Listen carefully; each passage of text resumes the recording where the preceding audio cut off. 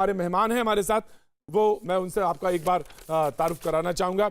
राजीव प्रताप रूडी साहब आज एक बार फिर हमारे साथ मौजूद हैं। बहुत बहुत शुक्रिया, thank you so much Rajiv ji हमारे साथ जुड़ने के लिए। राधिका खेड़ा कांग्रेस की प्रवक्ता हमारे साथ जुड़ रही, बहुत बहुत शुक्रिया। संजीव झा आज आम आदमी पार्टी का पक्ष रखने के लिए हमारे साथ मौजूद हैं, बहुत बहुत शुक्रिया। सैयद यासिर जिलानी साहब मुस्लिम राष्ट्रीय मंच से हमारे साथ यहाँ पर अपना पक्ष रखने के लिए मौजूद हैं, बहुत बहुत शुक्रिया।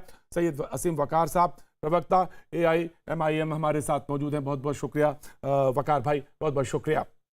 मैं सीधे बढ़ूं इससे पहले मैं संजीव झा मैं आपसे ये जानना चाहता हूं खासतौर से दिल्ली की स्थिति को लेकर, क्योंकि जो दिल्ली की स्थिति है उसमें आप क्या करने जा रहे हैं। उत्तर प्रदेश ने तो टोटल लॉकडाउन की बात कही है, लेकिन आप क्या इस तरफ हैं, क्योंकि दिलशाद गार्डन, निजामुद्दीन, दिल्ली राज्य कैंसर संस्थान जहां पे 6 केसेस, महाराजा अग्रसेन अस्पताल, पंजाबी बाग, वहां पे जो केसेस हैं, दिल्ली की क्या स्ट्रेटजी रहेगी ये जानना बहुत जरूरी। उसके बाद मैं सैयद यासिर की तरफ मुखातिब होता हूं। जी संजीव झा साहब। और देखिए, कल के प्रेस कॉन्फ्रेंस में दिल्ली के श्री अरविंद केजरीवाल जी ने पूरे विस्तार से बताया किस तरह से हम 5T पे काम कर रहे हैं।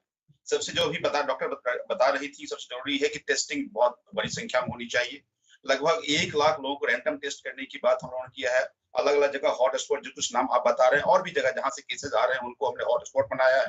रैंडमली वहां हम टेस्ट करें। टेस्टिंग के बाद भी ट्रेसिंग बहुत जरूरी है कि जो आदमी अगर मान लीजिए पॉजिटिव पाए, उनको कितने लोगों के संपर्क में रहा। हर एक व्यक्ति का हम लोग मोबाइल ट्रेसिंग कर रहे हैं कि वो लोग कहाँ हैं, क्वारंटाइन में है कि नहीं है, कहीं कोई मूवमेंट तो नहीं कर रहे हैं, ताकि उनको ठीक से जानकारी हो जाए। फिर उसका ट्रीटमेंट होता है। देखिए, अभी हमारे पास लगभग 3000 बेड हमारे पास अभी अवेलेबल है। कोरोना पॉजिटिव केस अगर आते हैं तो 30,000 तक बढ़ा करके ले जाना है।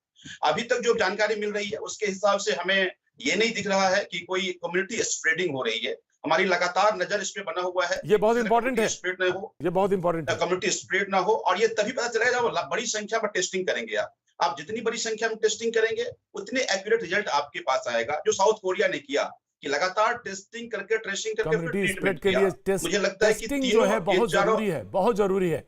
ये अभी आप कुछ देर पहले डॉक्टर मनीषा जो थी हैदराबाद से, डॉक्टर सुनीता, वो बोल रही थी, और वही बात यहाँ पर दिल्ली में भी बोली जा रही है। सैयद यासिर जिलानी साहब की तरफ मैं रुक करना चाहूंगा, उसके बाद राजीव प्रताप रूडी, राधिका खेड़ा की तरफ मैं आता हूं। जी मैं आ रहा हूं, आपका मैंने हाथ देख लिया।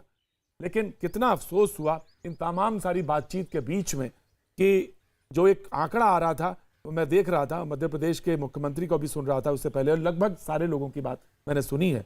उसमें सबसे ज्यादा लोग ये कह रहे हैं कि जो भी हमारे यहाँ केसेस आए उसमें सबसे ज्यादा जो कंट्रीब्यूशन कह सकते हैं, कंट्रीब्यूशन सब पॉजिटिव उसमें लिया जाता है, लेकिन आज मैं यूज इस्तेमाल कर रहा हूँ नेगेटिव फ्रेम में, वो ये कि तबलीगी जमात ने सारा जो है पानी फेर दिया। और वो एक बहुत बड़ा कारण था, रीजन था, जो आज चाहे हैदराबाद की बात हो, चाहे महाराष्ट्र की बात हो, चाहे मध्य प्रदेश की बात हो, उत्तर प्रदेश की बात हो, दिल्ली की बात हो, इसमें सबसे ज्यादा कंट्रीब्यूशन रहा है। यासिर जिलानी साहब।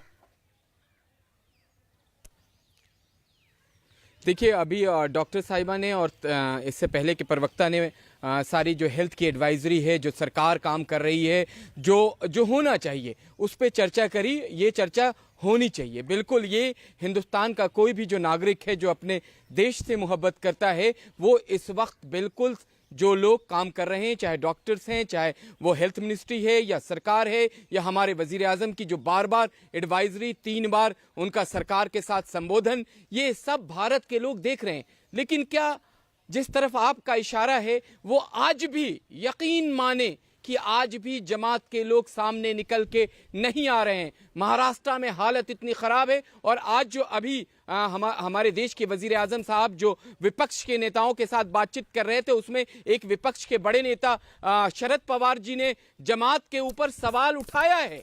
ये बात सामने आई है। तो आखिर किसका ये क्यों नहीं लोग इसके ऊपर सवाल उठा रहे हैं? कौन सवाल उठाएगा? मौलाना साद क्या आके सिर्फ ये कह देना कि मैं तो क्वारंटाइन हूं, मैं इस वक्त आइसोलेशन में हूं, मैं आपकी किसी तरह की कोई सहायता नहीं कर सकता? जो उनके लोग हैं, जो उनके फॉलोअर्स हैं, जो तमाम महाराष्ट्र से लेकर कश्मीर तक तबाही मचा रहे हैं। आज हम यकीन मानिए कि इस कोविड-19 जैसी महामारी से, इस वबा से हम जीत सकते थे, और हम जीतने के कागार पे थे। लेकिन ये जो नंबर अचानक से आज 5000 से ज्यादा पूरे हिंदुस्तान से, और महाराष्ट्र में 1000 से ऊपर की जो छलांग लगाया है एक तरीके से, आप इसके एक जो जुर्म जिन लोगों ने किया है, आखिर वो क्यों नहीं आके सामने अपने बात को रख रहे हैं? राधिका क्यों नहीं खेड़ा हिंदुस्तान